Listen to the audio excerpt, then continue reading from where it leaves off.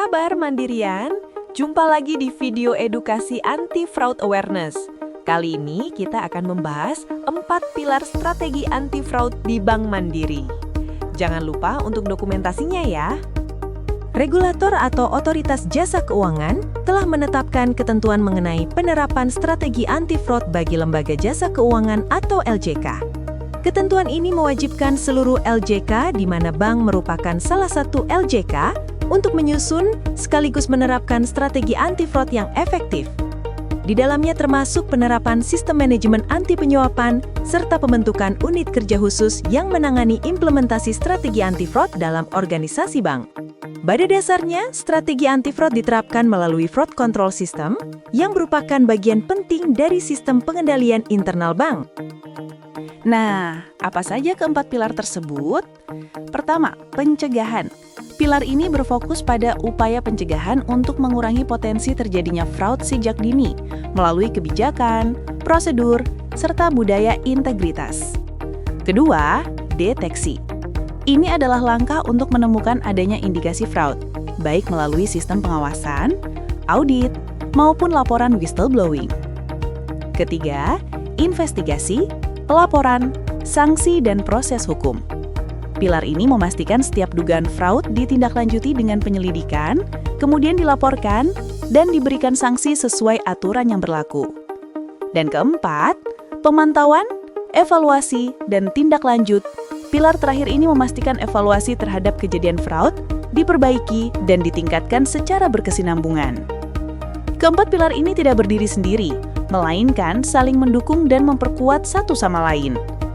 Dengan menerapkannya secara konsisten, Bank Mandiri mampu menjaga integritas, meningkatkan kepercayaan, dan melindungi nasabah maupun organisasi dari resiko fraud. Mari kita bahas masing-masing pilar tersebut. Pilar pertama, pencegahan. Pilar ini merupakan bagian penting dari sistem pengendalian fraud yang berfokus untuk mengurangi resiko terjadinya fraud di lingkungan kita. Di dalam pilar ini ada beberapa fungsi utama, seperti anti-fraud awareness, identifikasi kerawanan, dan kebijakan mengenal pegawai. Mari kita bahas ketiga subpilar berikut. Subpilar pertama adalah anti-fraud awareness, yaitu upaya pencegahan fraud dimulai dari menumbuhkan kesadaran akan pentingnya integritas, baik bagi seluruh jajaran organisasi bank maupun pihak lain yang berhubungan dengan bank. Nah, untuk mendukung penerapannya, ada beberapa perangkat penting yang digunakan, yaitu yang pertama ada penyusunan dan sosialisasi deklarasi anti-fraud. Adalah pernyataan sikap bank yang menegaskan tidak ada toleransi terhadap tindakan fraud. Deklarasi ini disampaikan secara berkala kepada seluruh pegawai melalui media internal bank. Kedua, program budaya anti-fraud bagi pegawai. Program ini bertujuan meningkatkan kepedulian dan kewaspadaan pegawai terhadap potensi fraud. Program berikut berupa poster, wallpaper, video edukasi, dan banyak lagi. Ketiga, program kepedulian dan kewaspadaan terhadap fraud bagi nasabah dan pihak lain. Tujuannya adalah meningkatkan kesadaran nasabah serta mitra eksternal terhadap potensi fraud. Kegiatannya meliputi edukasi melalui berbagai media akses eksternal. Dengan program-program ini, bank berkomitmen untuk membangun budaya anti-fraud yang kuat, konsisten, dan berkelanjutan demi menciptakan lingkungan kerja dan layanan yang aman, terpercaya, dan profesional. Subpilar kedua, identifikasi kerawanan adalah proses manajemen risiko yang dilakukan untuk mengenali, menganalisis, dan menilai potensi terjadinya fraud pada setiap aktivitas yang beresiko merugikan bank. Ada dua perangkat utama dari fungsi ini. Pertama, penerapan prinsip manajemen risiko. Bank menerapkan prinsip-prinsip seperti segregation of duties, dual control, dual custody, prudential banking, kepatuhan terhadap regulasi, serta kecukupan internal control. Prinsip-prinsip ini dituangkan dalam setiap kebijakan, prosedur, manual produk, dan berbagai regulasi bank lainnya. Penerapannya diukur melalui self-assessment yang dilaksanakan di setiap unit kerja. Kedua, penerapan mandiri values dan kepatuhan. Ini mencakup penerapan prinsip tata kelola yang baik, nilai-nilai utama atau core values, code of conduct, business ethic, hingga corporate brand philosophy. Selain itu juga termasuk kebijakan remunerasi, sistem manajemen anti penyuapan, program APU, PPT, PPSPM, perlindungan data pribadi, serta pengendalian keuangan dan akuntansi. Subpilar ketiga, kebijakan mengenal pegawai atau Know Your Employee adalah prinsip penting bagi bank untuk benar-benar mengenal pegawainya, baik dari sisi kemampuan maupun kepribadian.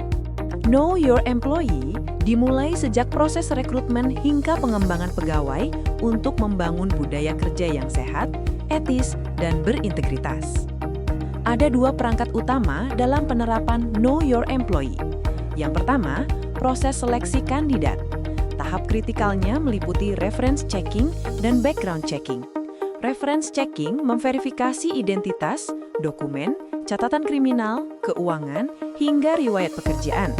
Sementara background checking dilakukan melalui pihak ketiga untuk memastikan kebenaran informasi dan mencegah risiko fraud sejak awal. Dan yang kedua, pemantauan karakter dan gaya hidup pegawai. Pimpinan memantau integritas, sikap, relasi, dan gaya hidup pegawai, serta peka terhadap perubahan perilaku, karir, maupun rotasi. Penerapan Know Your Employee juga diukur dengan self-assessment tiap unit kerja. Sekarang kita masuk ke pilar 2, deteksi. Adalah tanggung jawab seluruh pegawai Bank Mandiri.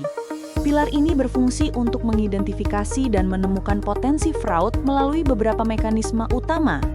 Subpilar 1 Whistleblowing System, Letter to CEO atau WBS-LTC, merupakan pengungkapan tindakan pelanggaran atau pengungkapan perbuatan melawan hukum, indikasi fraud atau non-fraud yang dapat merugikan bank maupun pihak yang berkepentingan terhadap bank yang dilakukan oleh pegawai bank.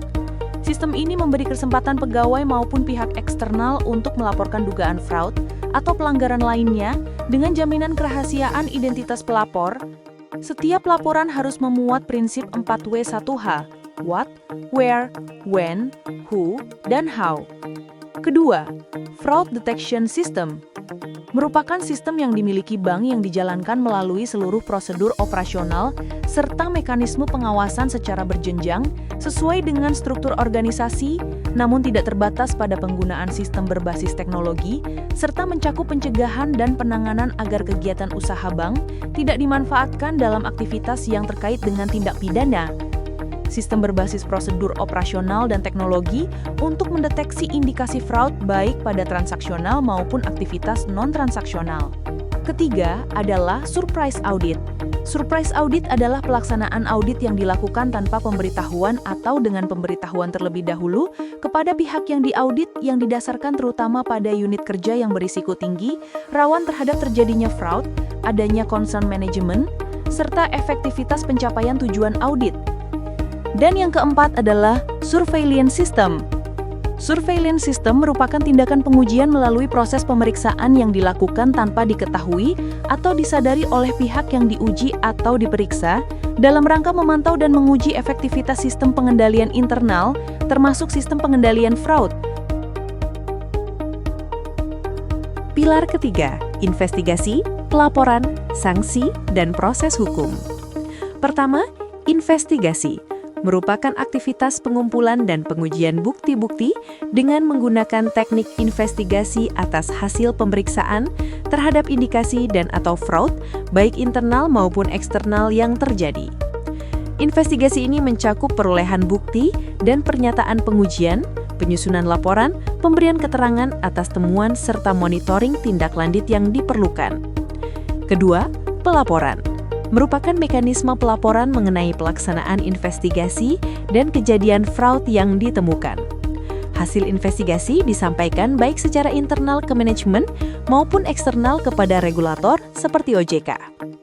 Ketiga, pengenaan sanksi merupakan mekanisme pengenaan sanksi secara internal maupun eksternal yang efektif dalam rangka menindaklanjuti hasil investigasi agar menimbulkan efek jera bagi para pelaku fraud. Dan terakhir, proses hukum merupakan mekanisme proses hukum terhadap kasus-kasus fraud yang perlu ditangani oleh pihak berwajib.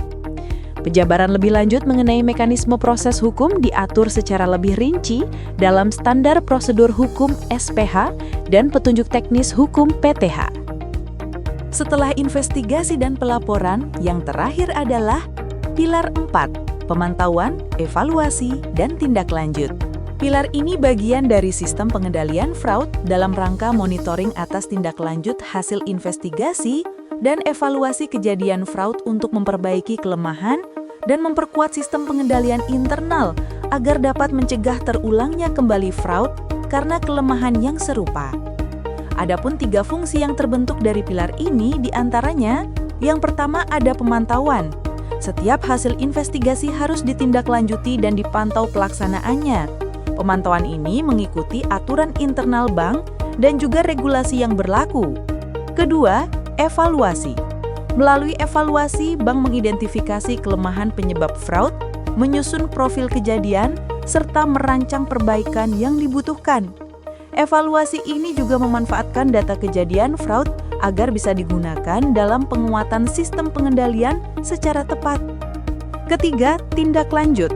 Hasil evaluasi kemudian digunakan sebagai dasar untuk memperbaiki kelemahan sistem, sehingga resiko terulangnya kasus fraud yang sama dapat dicegah. Nah, Mandirian, sudah selesai bahasan kita mengenai 4 pilar strategi anti-fraud. Dan jangan lupa untuk jaga diri, jaga teman, jaga Bank Mandiri. Sampai jumpa di video berikutnya.